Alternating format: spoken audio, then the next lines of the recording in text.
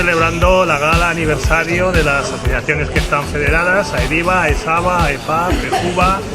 ProDJ, todos los que forman parte de Fotour. Estamos aquí en esta 40 galas, que era una cena que comenzó por los años 70 con los empresarios de discotecas, y hoy estamos aquí en el CDT en esta 40 edición.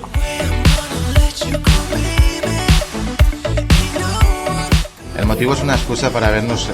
una vez al año todos los presidentes de las asociaciones y por supuesto los colaboradores y los profesionales, compañeros del gremio, y entregar unos premios que es la 8ª edición, y con ello pues empezar, digamos, también el pistoletazo de las fallas, que nos va muy bien, pero en concreto es unos premios que creo que se deben de consolidar y van muy bien cada año.